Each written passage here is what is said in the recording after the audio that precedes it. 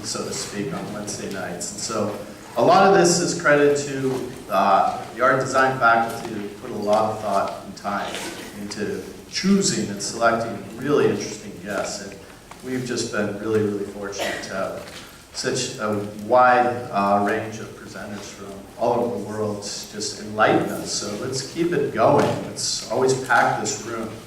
It's been really, really interesting. I want to highlight, like I plan to do every week, the next coming lecture. So next week we have one of the Knoll winners in the Mary Knoll show that's on exhibit right now at Innova. Faith Levine, who's a hometown hero, someone who's been in Milwaukee for a decade or more and has really put her stamp on the arts and crafts movement, and someone who's just going all over the country and world and presenting on her work, is going to present her work, which is a hybrid between DIY craft. She started Arts versus Craft, which some of you folks might have attended in the past. This year is the 10th anniversary of it, and the last year that it's actually being showcased. Now she's an author and a filmmaker. She has completed her second film about hand-painted signs. It's screening at the Milwaukee Film Festival, which is obviously going on right now, which is just a real joy to have that festival really blossom into something really important and something to celebrate every fall. But Faith is next week, so we will see a completely different type of practice. So please join us next week, and then I think we have a break. We have a 1-week break in between guests. So let me switch it over here to the laptop.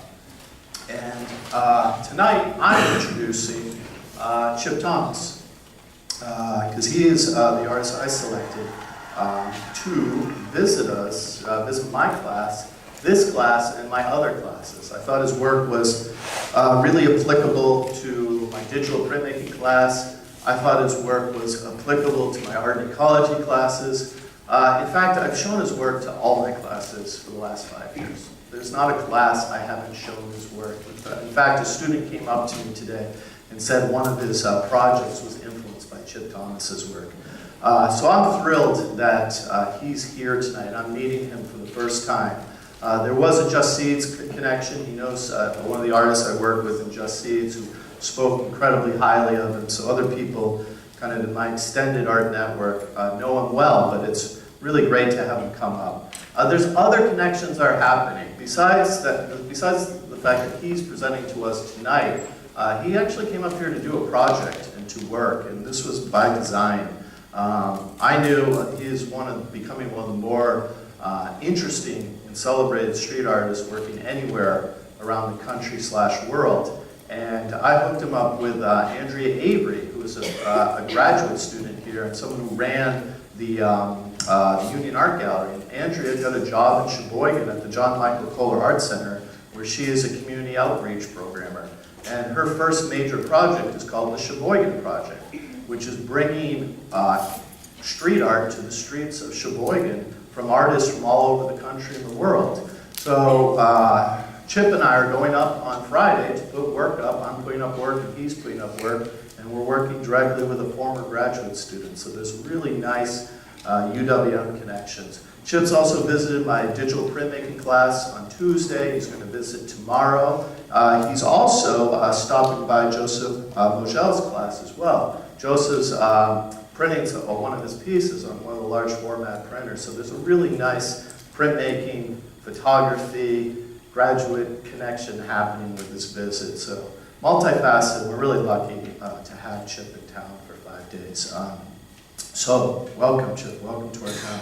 Let me give a short introduction, and I pulled this all off the internet, so forgive me on this. James Chip Thomas moved to the Navajo Nation in Arizona in 1987 to work as an Indian Health Services physician. Chip is trained as a doctor. He went to medical school and has been on the Navajo reservation for the last 25 years. He's also an artist who photographs his community. And he's also a world traveler, someone who has had adventures that many of us could just dream about, or perhaps we should emulate and go out and see the world as creative individuals and creative souls. In 1992, he took a 1-year of absence to join 4 other cyclists in order to be the team physician for a transcontinental African bicycle adventure. The adventure took the group from the northernmost point of Africa and then 12,000 miles to the southernmost point of Africa, South Africa. They covered the distance of 9.5 months and rewarded with a certificate from the Guinness Book of World Records for their efforts, among other things.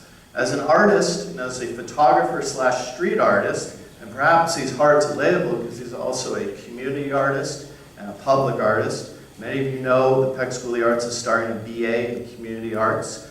So I think his work very much falls in line with these parameters. In 2009, under the handle Jetsonorama, he began wheat pasting large photocopies of his images in Navajo lands and beyond. He writes on his website, quote, "Working on the Navajo Nation has proved to be one of the most difficult yet rewarding experiences of my life. I am indebted to the Navajo people for the life lessons that they have taught us." And we're very fortunate and lucky to have Chip Thomas present to us tonight.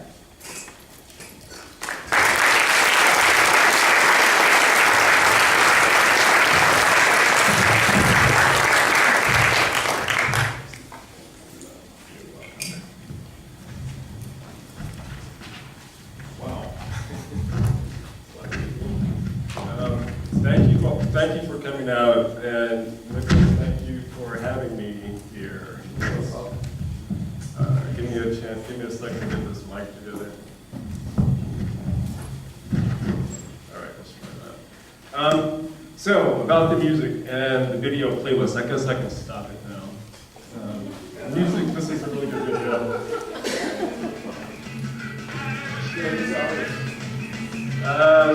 Pelosi.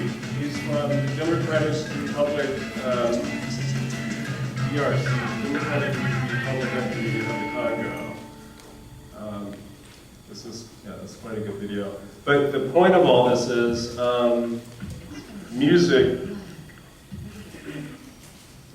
was just a part of what I've been doing for a long time. The first time, and I guess it was the early 80s when I first heard hip-hop and saw breakdancing.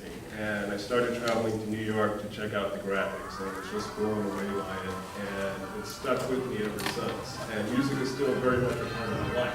And in order to help me relax for this presentation, I put together a playlist, and that's what you're seeing here. But now to go to my presentation.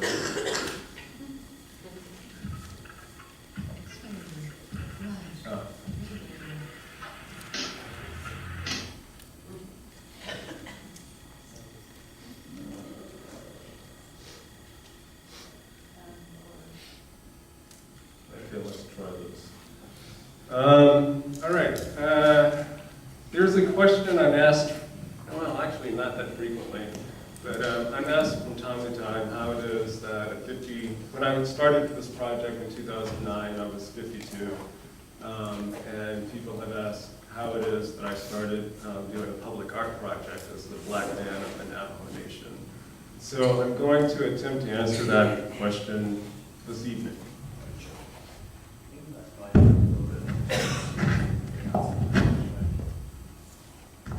Feel free to help me with this.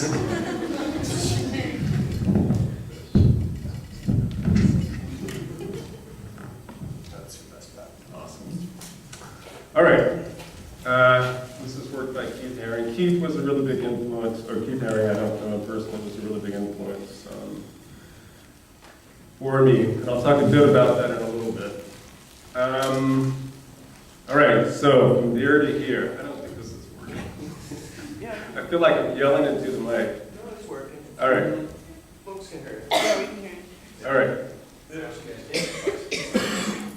Okay, so I'm going to talk about the influences that led me to start doing the public art project I'm doing on the Navajo Nation. 1969, I had a pretty incredible experience. I had an opportunity to attend an alternative Quaker school in the mountains of North Carolina. And during the 3 years I was there, I didn't necessarily appreciate how special the experience was, but everything that I learned about attempting to be a part of a community, I learned in this setting. for example, every Monday night, everyone in the school would get together and sit around in a classroom that had been built by parents of students, and we would do a meeting. And the students had as much say in what was happening at the school as the staff.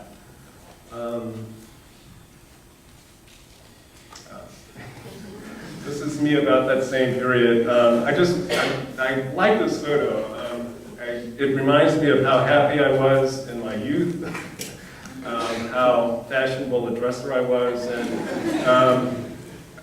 yeah, so there's a bit of pranksterism involved as well, and that energy is still present, and it's in the project that I do. I started shooting black and white for the first time at this Quaker school in 1969. I got my first 35mm camera, and I've been shooting black and white pretty much ever since. It's my dad, my mom, and my father's mother is there in the middle. And we're from North Carolina.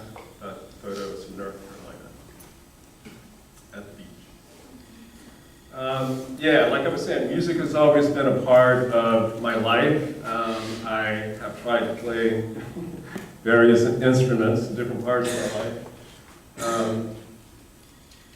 One of my favorite musicians is from North Carolina. His name is John Coltrane.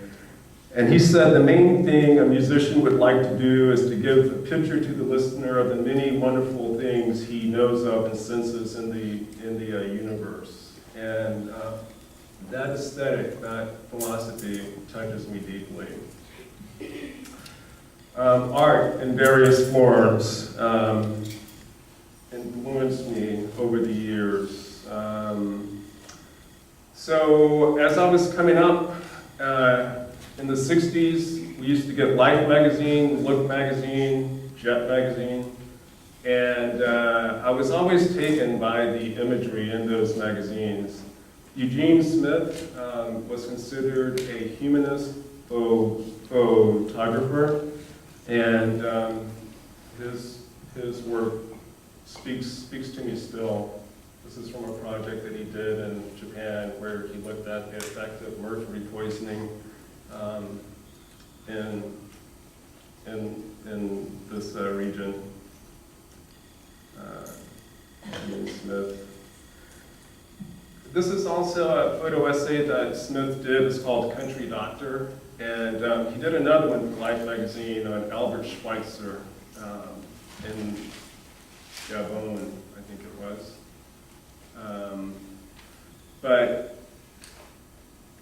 some of the imagery that I saw in Life magazine influenced my decision to go into medicine, actually. But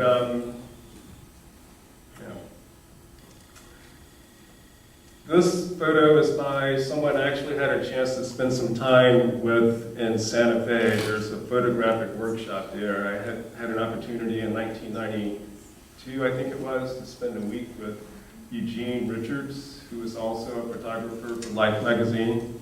And I learned a lot from Eugene in a very short period of time, but his way of framing images and breaking rules with his imagery stuck with me. This is another one of his images. He did a photo essay on the crack epidemic that was affecting the country at the time. This was probably in the late 80s, early 90s. This young lady's name in the middle is Crack Annie.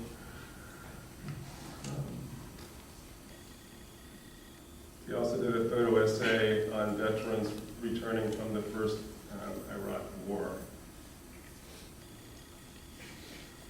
I'm not sure. I think it was probably in the late 80s I got turned on to Frida Kahlo. I read her biography. But actually prior to that, I was a big fan of Diego's, and I liked the fact that his work celebrated the everyday person.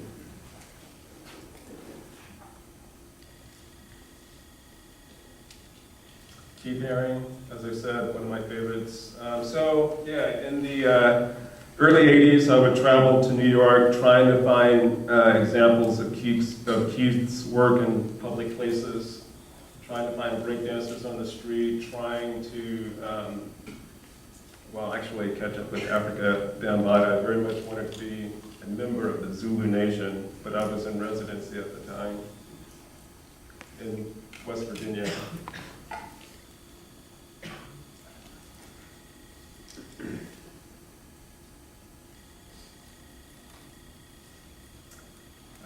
Travel. So in 1985, the summer of 1985, I took off a couple months and led medical teams with an organization called Operation Crossroads Africa.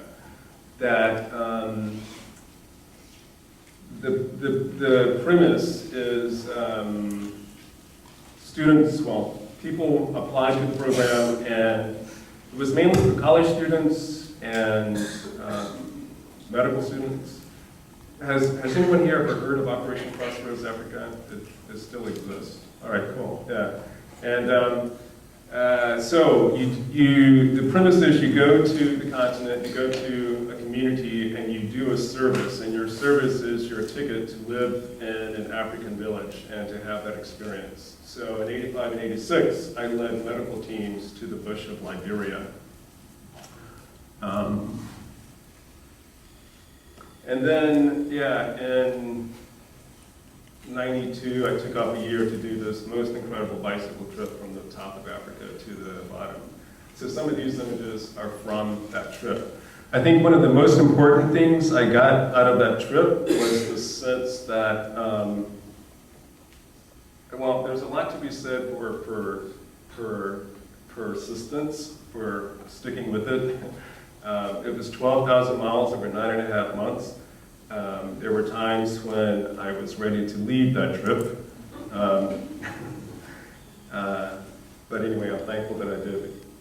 I'm thankful that I did it. It just, yeah, it gave me a sense that anything is possible, actually.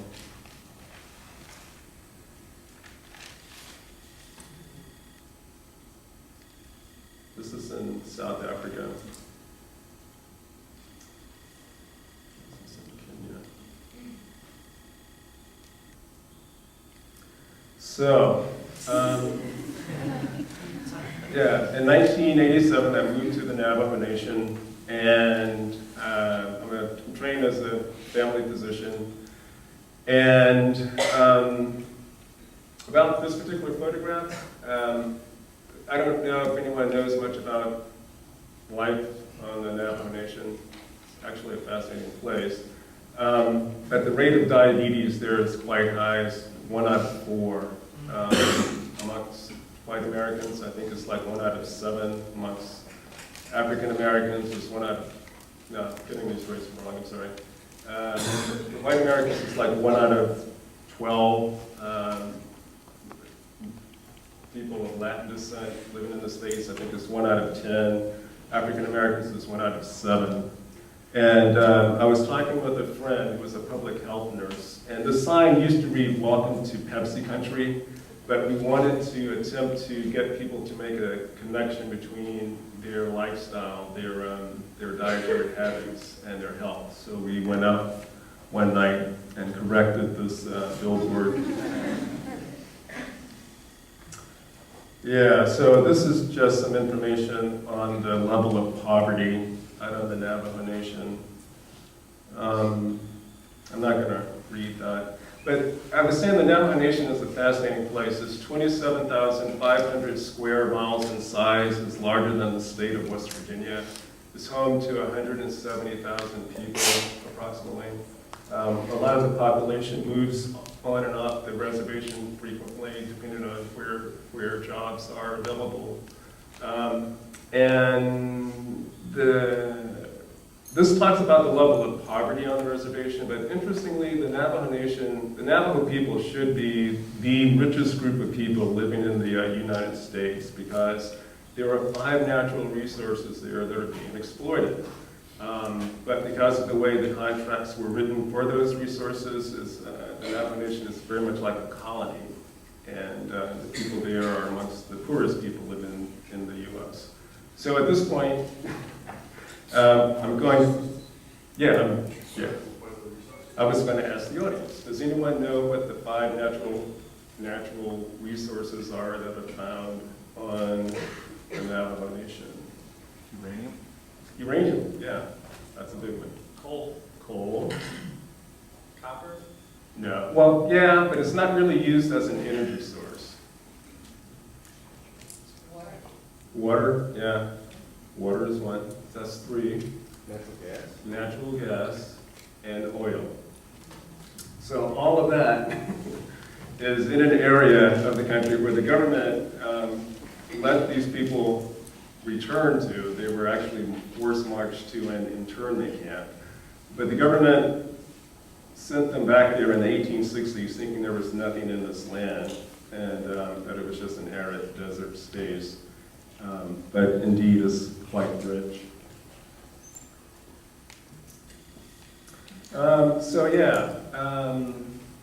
Like I said, I started photographing in junior high school, and I was influenced by all the people I showed you. So one of the things that I've enjoyed is having an opportunity to go into the homes of my patients and to spend time with them and get an idea of what their lives are like, and to get to go herd sheep with them or haul water or haul wood. And I am thankful that many people are comfortable with me documenting what I'm allowed to see. So some of these images I started shooting pretty shortly after I arrived. And I've had an active black and white darkroom since I got there in '87. In truth, I recently switched to a digital camera so the darkroom isn't as active as it used to be. But yeah, these are some of the folks I've known there.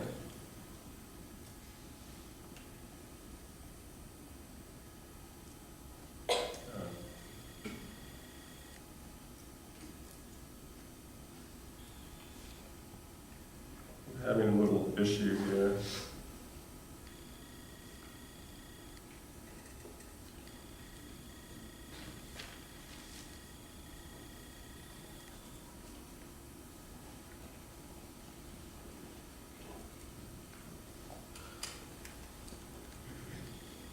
All right, well.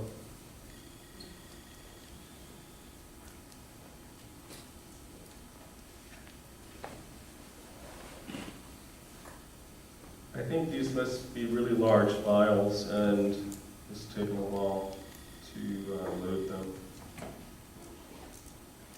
So, moving forward, in 2009, I went to Brazil. I decided to, one of the things that's really helped me stay on the Navajo Nation for as long as I have is having an opportunity to take a sabbatical. So every 5 years, I take off and travel for 3 to 4 months and just try to go to different parts of the world and see different realities and yeah, just get away from my routine.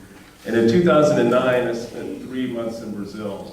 Just for whatever reason, even though I don't speak Portuguese, although I've studied it,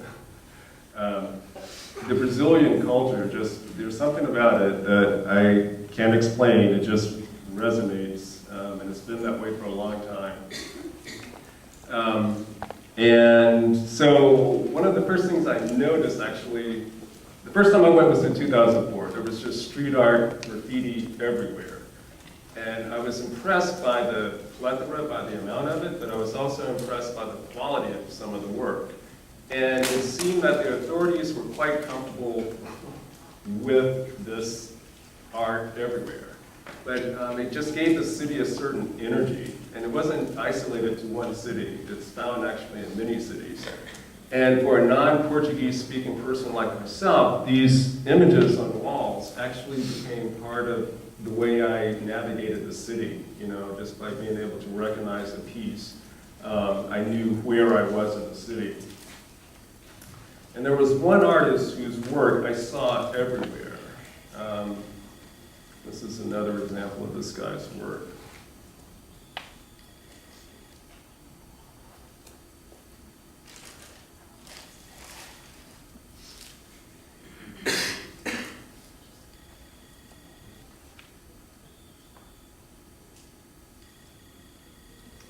Carmen Miranda would have celebrated her 100th birthday when I was there in 2009, and this is at the Carmen Miranda Museum.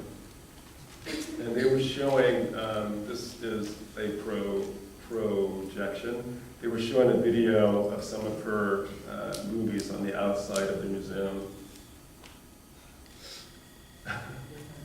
Yeah, I just want to say that I don't know if anyone knows the movie Pink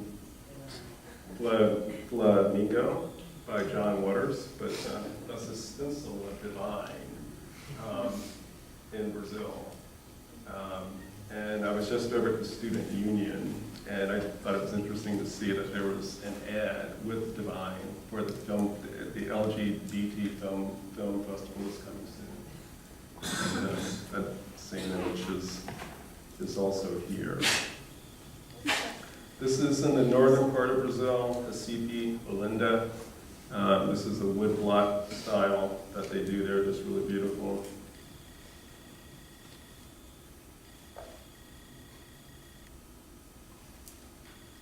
So the thing that happened was my last 3 weeks in Brazil, it just so happened that I rented an apartment above the studio of the guy whose work I've been seeing everywhere. And no matter where I went, there was his work. And his name is Limbo, and an incredibly friendly, kind guy. But in his studio, there would be street artists from all over the world. And there were only maybe 10 people, but they would go there and they would share their sketchbooks and look at videos of street art online, and they were just, they had a serious love and passion for what they were sharing. And they were totally cool with me hanging out with them, which was really nice. So one day while I was there, I had an opportunity to go out into the street and with the guy, whose name I can't remember, as he did a piece. And I appreciated the ingenuity because aerosol or spray paint is really expensive in Brazil, whereas latex is relatively affordable. So what a lot of artists do there is they get like a 5-gallon container of white paint, and what he did was he got a water bottle and cut out a little opening so he could use it as a trough. And he put his white paint in, and then you can see here the little bottle on the ground. That's blue dye, and he came up with different shades of blue to create this abstract piece.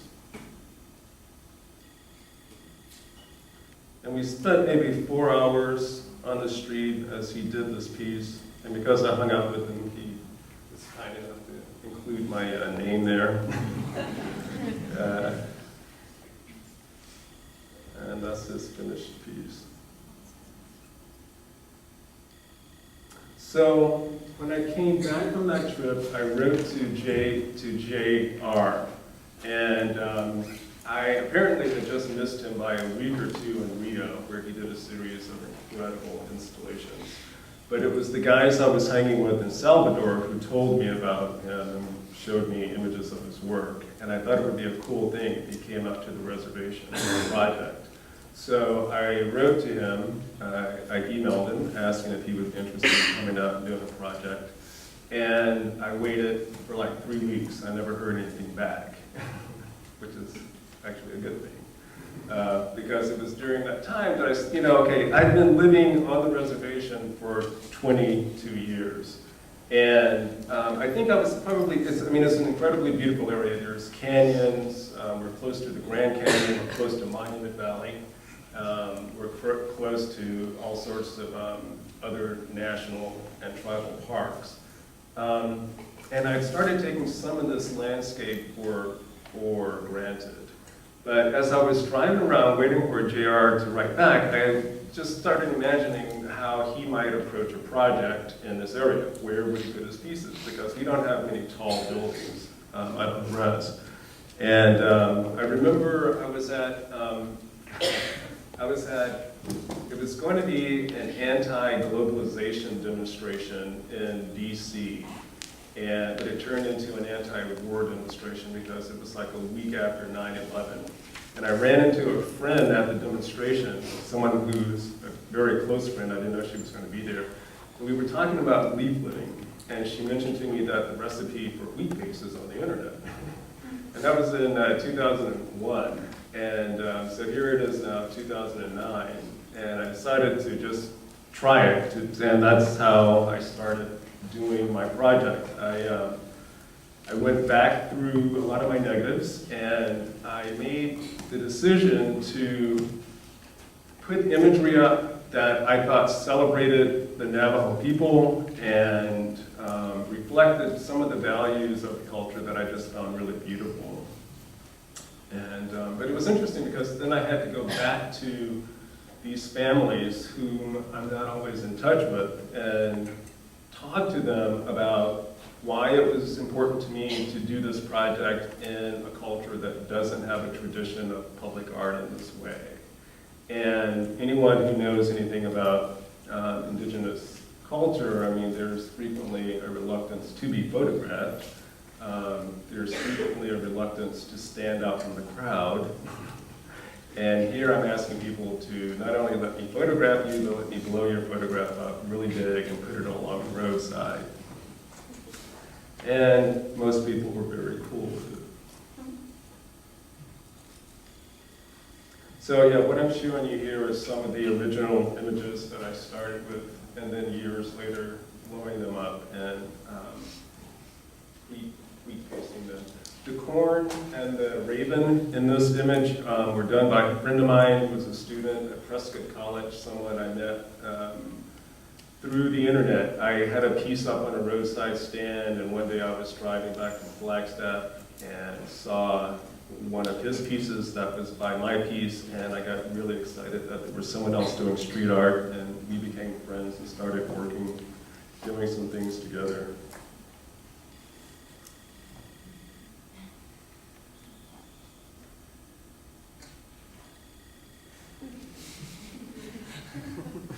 That's one of my favorites. Yeah, like that one a lot.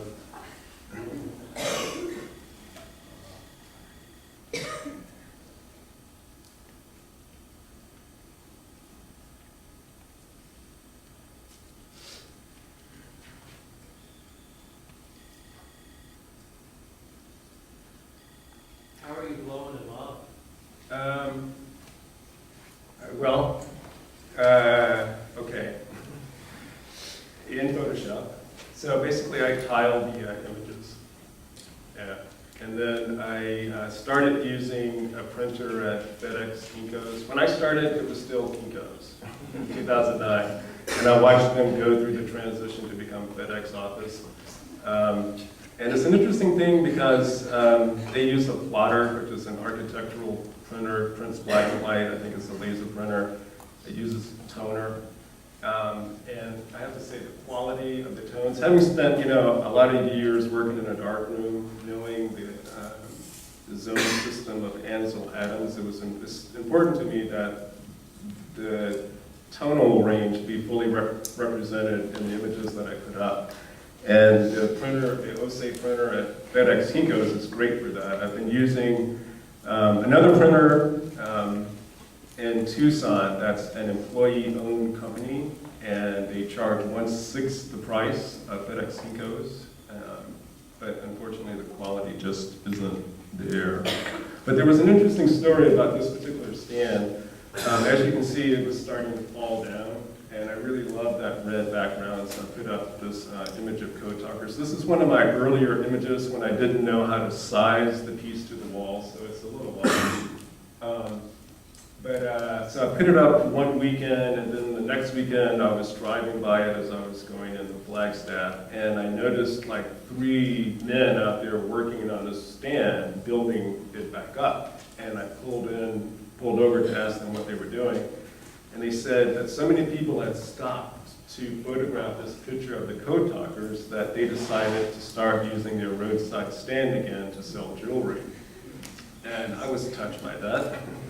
So at that point, I volunteered to them that I had put the picture up. And they thanked me and said, would you please put something on the other side so you can stop the traffic coming from Flagstaff?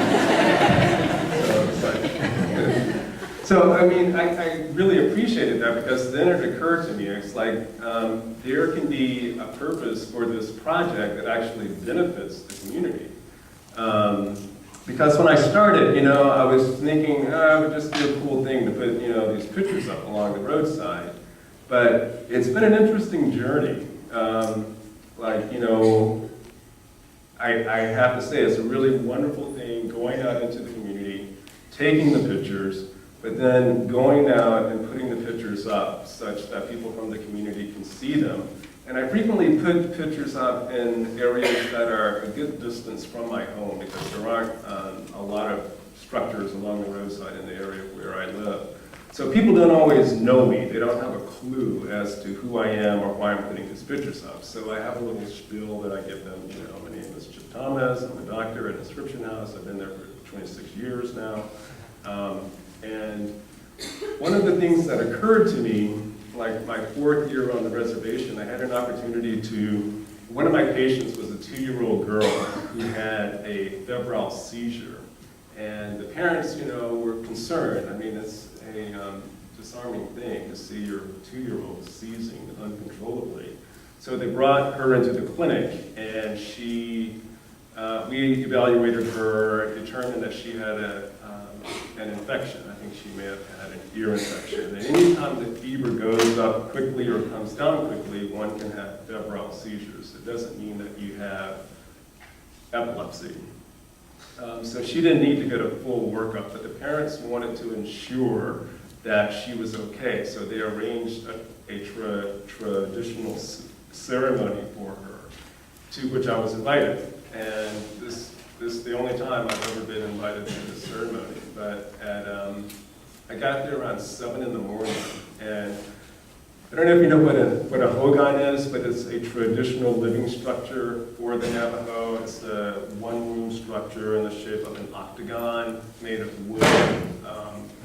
There is a opening in the ceiling and or the roof. And there's usually a stove in the middle, and the stove pipe goes through the opening. But I mean, in the winter, it can snow into the hogan, which usually doesn't happen because the heat emanating from the stove, the moisture evaporates. But anyway, so we walk into the hogan, and on the earthen floor of the hogan is an older man and his daughter, who's probably in her 50s, and they have been up all night working on a very beautiful and intricate sand painting that's maybe 7 feet wide and 5 feet tall. And I was blown away by the beauty and the intricacy of this piece. And the medicine man, who is also known as a singer, because the prayers in Navajo are sung, instructed the parents to take the girl's clothes off, but to leave her diaper on. And then he placed her in the middle of the sand painting and proceeded to continue to sing a prayer. And as he was singing, the 2-year-old girl was intrigued by the brightly colored sand, so she started playing with it and totally destroying all of his work. I didn't get it.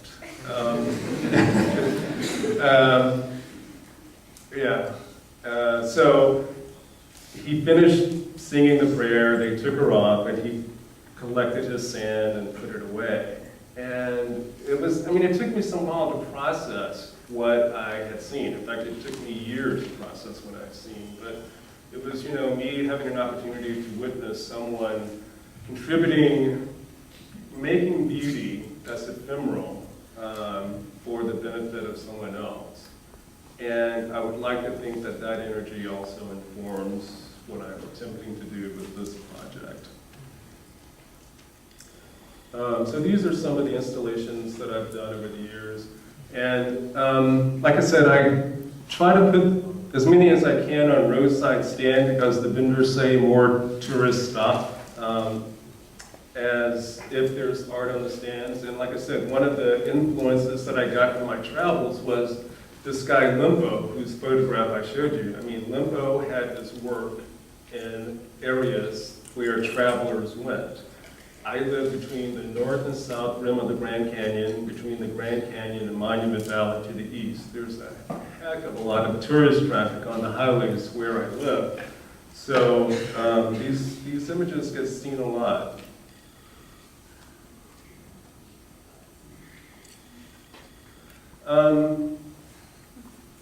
So in terms of how I choose images to put up, I mean, like I said, I started exploring the concept of using this project to build community. And I've written some about it, I've talked to people about it on the reservation, off the reservation, and I've said it before, I'll say it again, the res is a fascinating place because people live very spread out, very separated, and people are poor, so just getting from one place to another can be hard because people might not have money for transportation, for gas. There aren't buses. And one of the primary means for a lot of people on the reservation of transportation is hitchhiking. So what does it mean to attempt to build community as an outsider to this culture, and using an art form that doesn't really have a foothold in this community? So anyway, that question is being explored, but I'm also, I think one of the things that I've come to appreciate is that there's, in psych circles, there's the concept of the soul wound. I don't know if anyone here knows what the soul wound is, but it refers to intergenerational trauma, and cultures that have been traumatized tend to pass that on from generation to generation. So it occurred to me that one of the things I'm addressing is self-esteem. For example, the suicide rate amongst Navajo youth is one of the highest in the country. I think it's like 6 times the national average. The assault rate, if you're Navajo, is 4 times the national average and twice that of LA.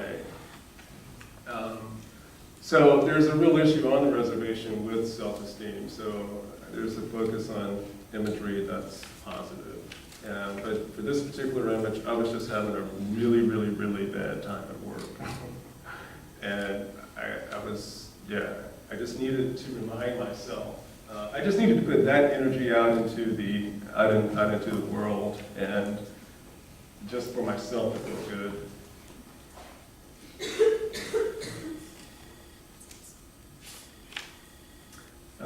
This is the fun thing that I've had an opportunity to do for the past 4 years.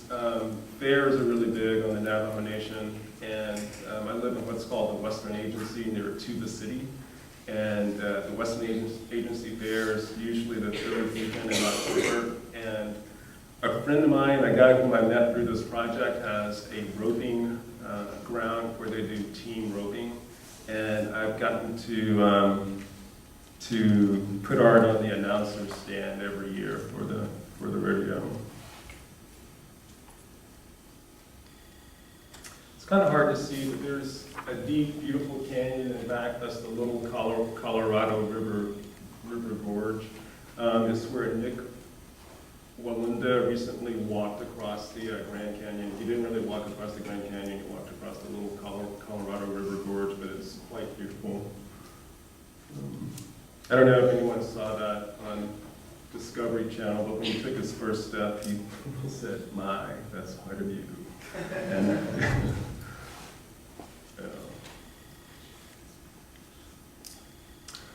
so some of the work now is a little bit more political, some of the imagery that I'm going through. This is a piece that I did for an organization called Water is Life. I didn't actually do it for them, but I did it addressing the Water is Life issue. 350.org got in touch with me in 2011 about a campaign they were doing to get street artists to generate art around the issue of carbon emissions. Coal is one of the natural resources that's being mined out on the res, and I got together with a friend who wrote a U2 lyric around that lump of coal, which is a metaphorical black cloud over the head of the future.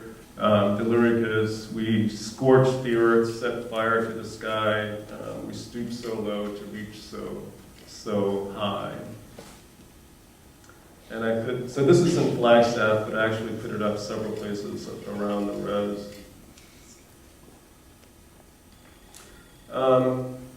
Work still happens in an unsanctioned way. This is a billboard that I noticed had been vacant for over 4 years. So between 2 and 5, using a headlight one night, I recently went out and that says Native Pride, and it lasted for 10 days.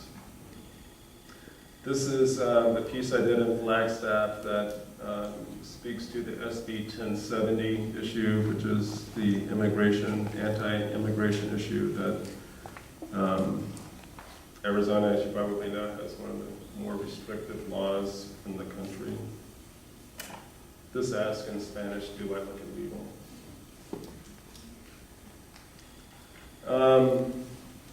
This piece was done in Tucson shortly after shooting there. I think the kid's name is Jared Lochner, who shot like 12 people, killing 5. He shot the Representative Gabby Giffords in the head. And I went down and put this piece up. This was also unsanctioned, but I just wanted to put a nurturing vibe out, and that's the piece I put up. This piece is in Flagstaff, and it looks at the issue of using reclaimed wastewater to make snow on a mountain that 13 tribes around the Flagstaff area can consider sacred. There are many activist groups, both Native American and non, in Flagstaff who oppose this, and this piece addresses that. So in 2012, I started inviting street artists from different parts of the world out to the reservation to come and paint murals, and I really want to facilitate, I want the project to facilitate a dialogue between people passing through the reservation with local people. The project that I am running is called the Painted Desert Project, and it's an opportunity for artists to come and spend some quality time on the reservation and to get an experience there that they might not otherwise have, and from that experience then generate art. So the rabbit on the left is by an artist from Belgium named Roa. This is a piece that's not finished. It's finished now, but in this photograph it's not finished. This is by an artist from Italy named 2501. The piece is called Flock of Birds. If you look closely, you can see birds. This is another piece by him.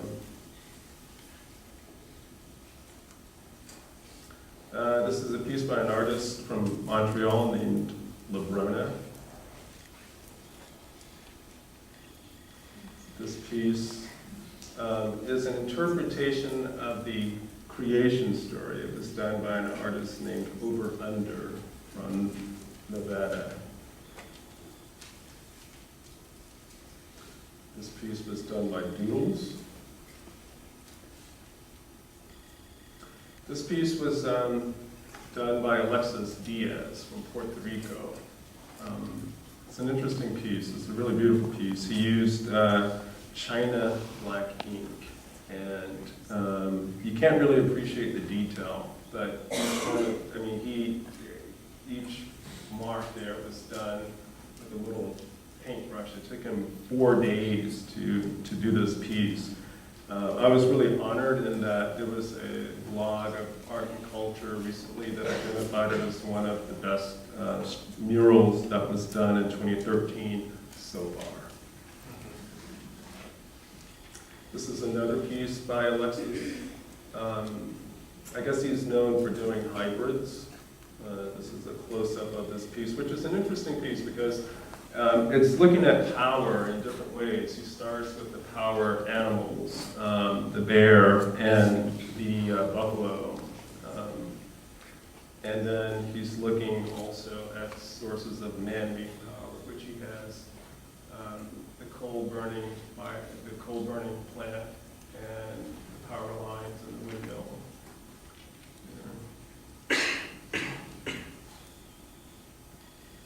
This is Gaia, who did four sides of this diner, the Bluebird Diner.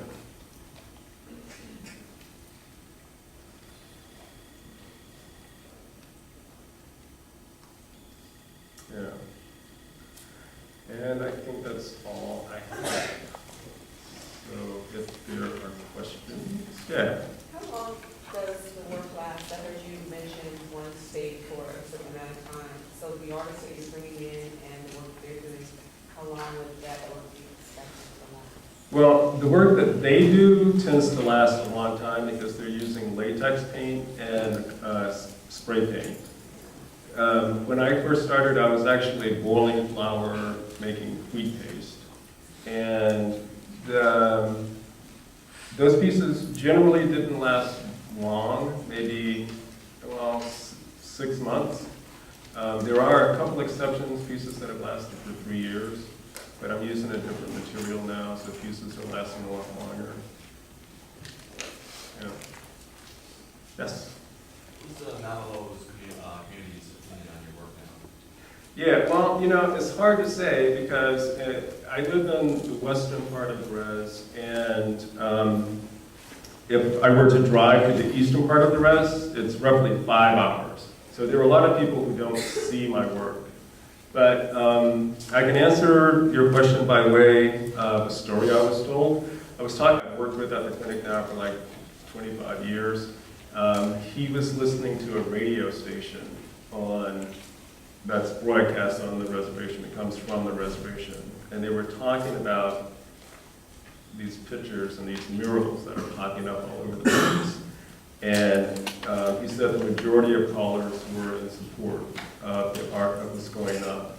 I was talking actually with another person from my community, a woman who's a school teacher. She was at a teachers conference in Albuquerque, and the police from the reservation were doing an in-service or training on gang activity on the reservation. And apparently there's a lot of gang activity on the reservation.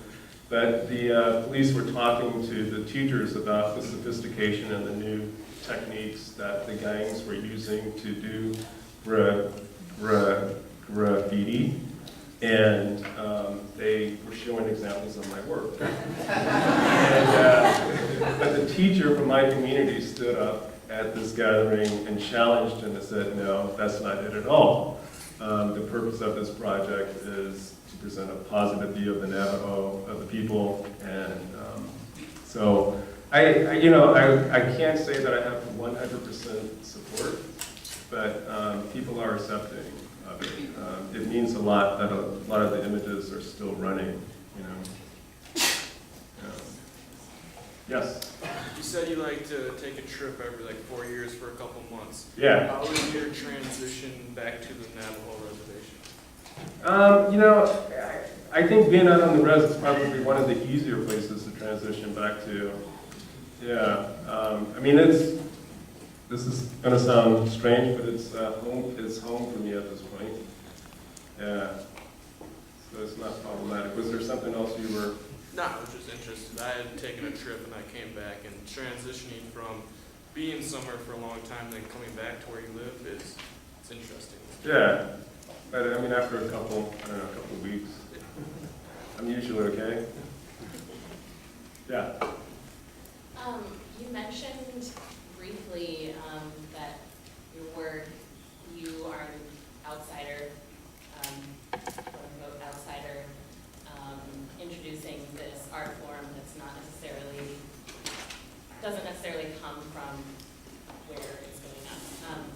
talk a little bit more about that? Yeah, actually, yeah, thanks for asking that. I was going to show examples of signage, visuals that appear on the reservations. There's a lot of ads, billboard ads, but there's not, well, okay, in truth, I don't think I had any pictures of windmills in this presentation, but the windmills are usually a pretty good distance off the road, off of the main highways, and there are large holding tanks for the water around the windmills. And frequently there will be graffiti and/or street art on the windmills. But in terms of images that appear pretty prominently along the roadside, you really don't see much of that on the reservation. There's an example of that I was going to give. I lost it. Yeah. Historically, in the area where I am, there are pictographs and petroglyphs from cultures that lived there 1,000 years ago. So, I mean, there are examples of people doing art on walls, but modern day there aren't many other examples. So, I think the example that I was going to tell you is I heard, this was shortly after I first started doing the project, there was a chapter meeting. Chapters are like small political units around the reservations, around the reservation. They're kind of like counties. And they happen once a month. And at a chapter meeting, there was a discussion about this picture of code talkers that appeared on the side of the building. And it's interesting, I mean, younger people tend to get it. You know, it's the older people who don't know what this new imagery is and why it's appearing.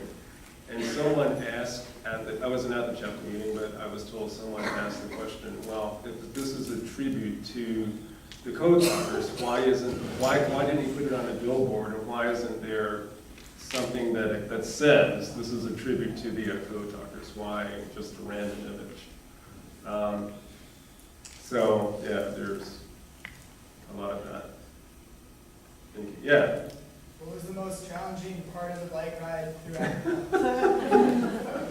Well, okay, so we started just north of Tunis, and the northernmost point is a community called Desert. It's on the Mediterranean, and we started cycling west along the coast into Algeria, at which point we turned south and went straight across the Sahara.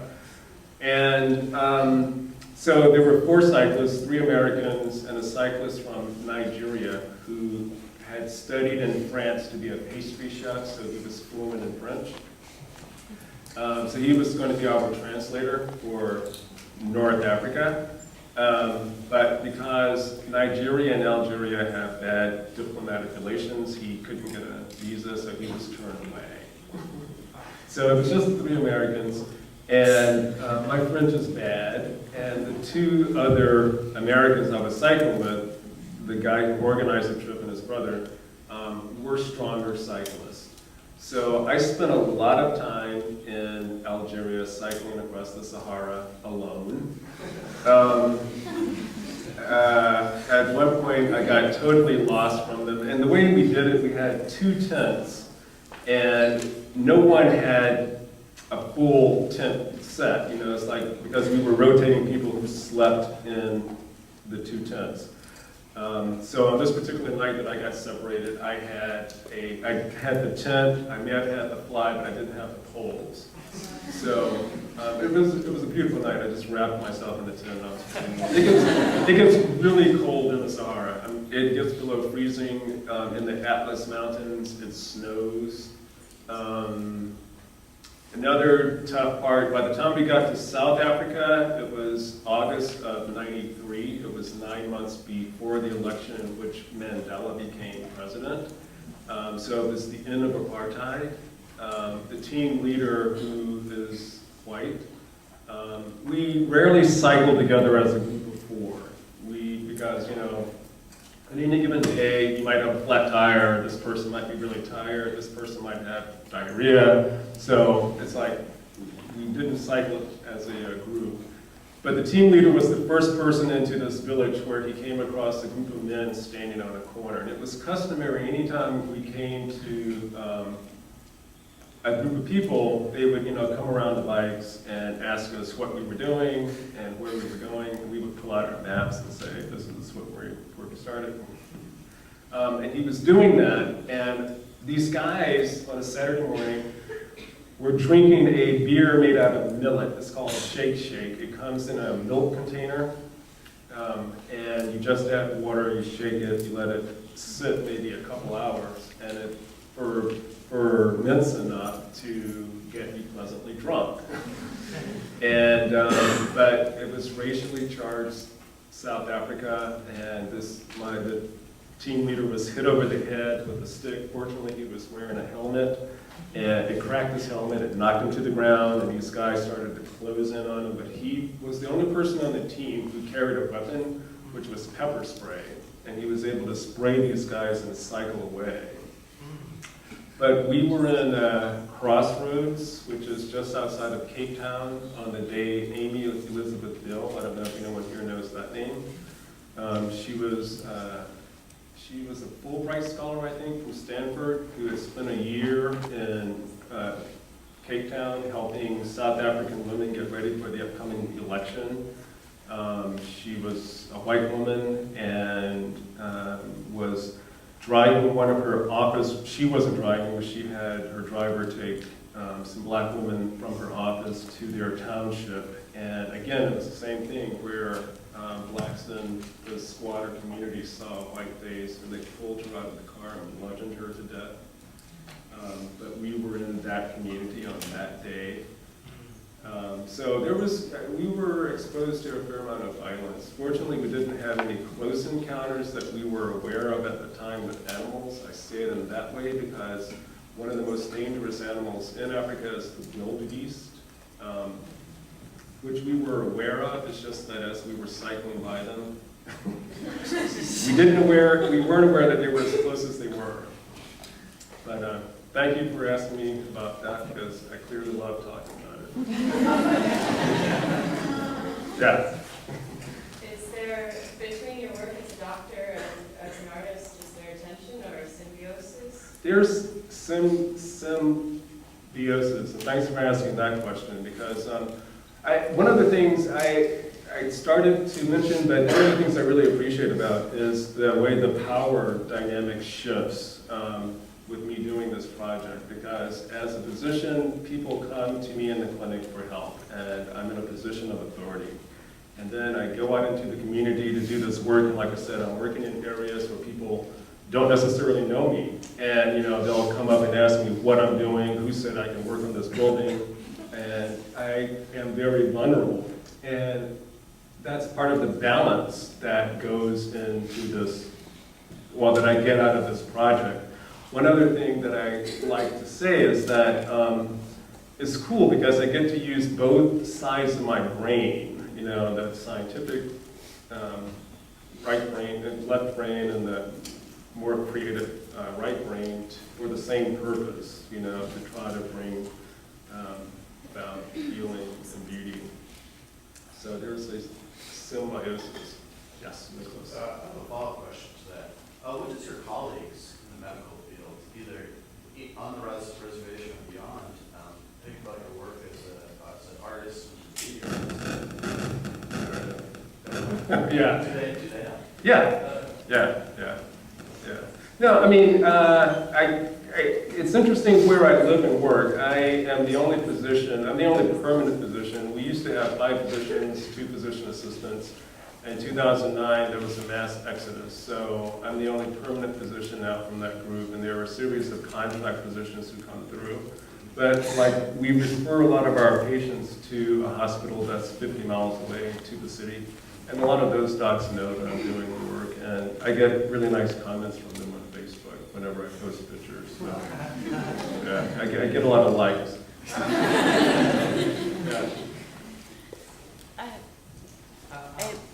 Can you say the story about how you got started over there on the reservation?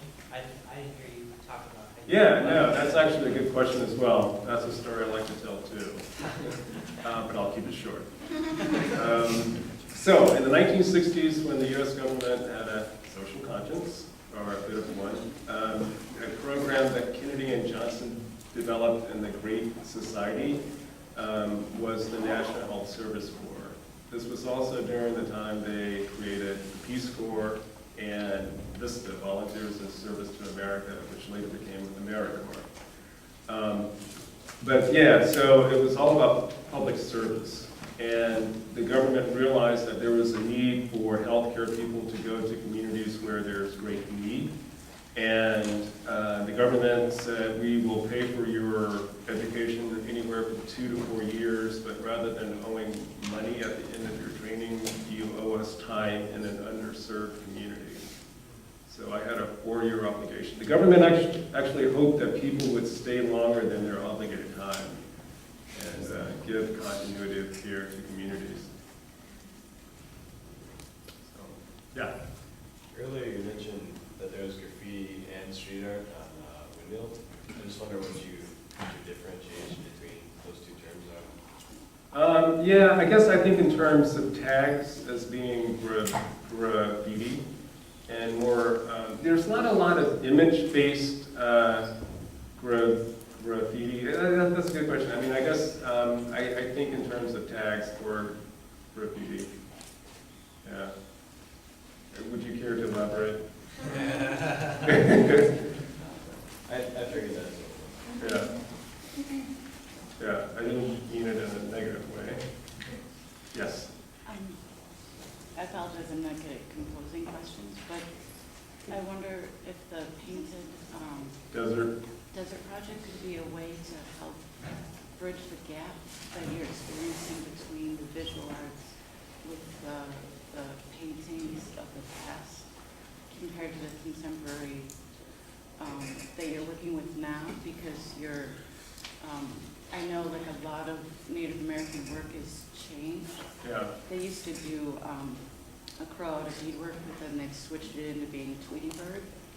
And it'd be intricate beadwork that takes forever, but it was to be able to have the artwork still be understood in the contemporary format. And I just wondered, maybe working with school projects or reaching out in another way to show that what you're doing is a little bit of the same difference of what's been done. Yeah. Because you're trying to raise awareness or elevate the mood or which is something that I'd like to do more of with the Painted Desert Project, or even my wheat tasting project, is to get students involved.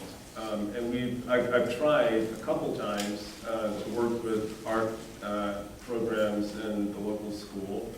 But it's hard. It's been hard for me to establish an ongoing relationship, and part of the conflict there is my work schedule. But yeah, I mean, I really wish there was a way I could expand what I'm doing in terms of bringing more people in to assist. But yeah, it hasn't happened. Any other questions? Yeah. Yeah, I never thought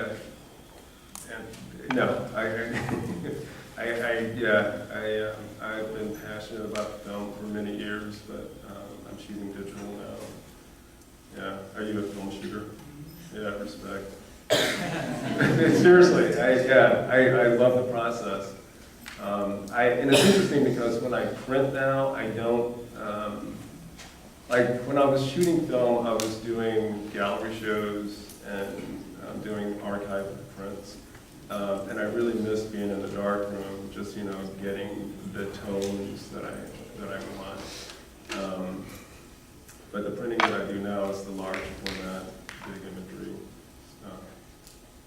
And I don't know, I knew, in 2009 when I went to Brazil and came back thinking, gee, I should try to keep that energy going that I felt with the street artists. I knew I was getting tired of what I was doing, just doing gallery shows, it's like I wasn't reaching the audience that I wanted, which is like the people who I was taking the pictures of, But process works well for me now. My darkroom is still set up though, so it's possible that I'll return. Yeah, I still have my cameras, I still have a bunch of film. Yes?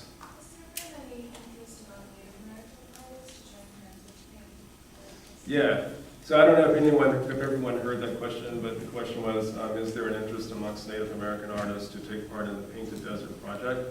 And the first year of the Painted Desert Project was last year. There were 2 Native American artists who took part out of like 8. And just next week, when I return home, there's going to be a Native American artist doing 2 really big walls. Yeah. Yes? Kind of piggybacking off that, are these Navajo people, Navajo artists who are becoming involved with the project as well, or is there not that sense of identity with it? So one of the artists who was out last summer, who's going to be doing some walls next week, is Navajo. Mm-hmm. Yeah, he's a Navajo activist.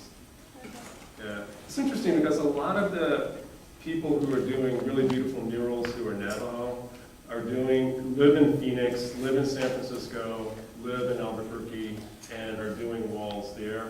But they're not coming back to the res by and large and putting work up out on the res. Yeah.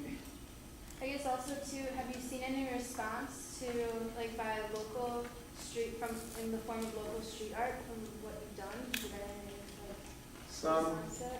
Yeah. yeah, some. Yeah. But I don't know who's doing it. Yeah. Anyone else? Well, thank you all for coming out. Thank you for your time.